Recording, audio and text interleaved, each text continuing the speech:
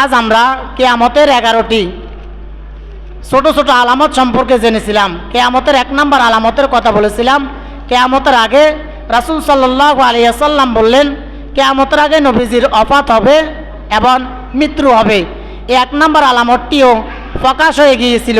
এরপর আমরা 2 নম্বর জানলাম চন্দ্র দ্বিখণ্ডিত হয়ে যাওয়া। রাসূল সাল্লাল্লাহু আলাইহি ওয়াসাল্লাম যখন তার দাওয়াতি কাজ করা শুরু করলেন, মক্কার কাফের মুশরিকরা তখন বলতে লাগলেন, হে মুহাম্মদ, তুমি যদি সত্যি সত্যি নবী হও তাহলে তুমি আমাদেরকে আকাশের চাঁদটা 2 ভাগ করে দেখাও। নবীজি তখন চুপ থাকলেন। আল্লাহ তাআলা তখন বললেন, হে আমার হাবিব, আপনি চুপ করে থাকেন না, আপনি চুপ করে থাকিয়েন না, আপনি আপনার শাহাদাত আঙ্গুলি দিয়ে আকাশের চাঁদের দিকে ইশারা করেন।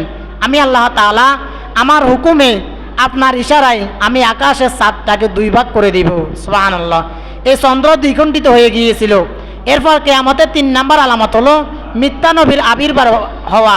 4 নম্বর আলামত হলো কিয়ামতের আগে আমানতের খেয়ানত হওয়া।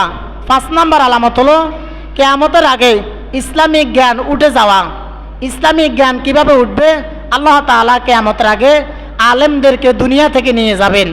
আর আলেমরা যখন দুনিয়া থেকে চলে যাবে তখন আলেমদের মাধ্যমে জ্ঞান উঠে যাবে। এরপর 6 নম্বর হচ্ছে সময়ের বরকত কমে যাবে। 7 নম্বর কিয়ামতের আগে চতুর্দিকে ফিতনা বেড়ে যাবে। 8 নম্বর হচ্ছে কিয়ামতের আগে স্বৈরতন্ত্রের জামানা আসবে। 9 নম্বর কিয়ামতের আগে এমন এক জামানা আসবে। 10 নম্বর হচ্ছে কিয়ামতের আগে মুসলমানদের সংখ্যা বেশি হবে কিন্তু মুসলমানরা সংখ্যায় একেবারে দুর্বল হয়ে যাবে।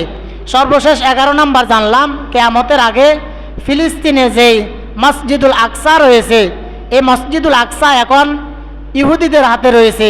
কিয়ামতের আগে আল্লাহ তাআলা এই ফিলিস্তিনের মসজিদুল আকসাকে বিজয় দান করবেন। সুবহানাল্লাহ।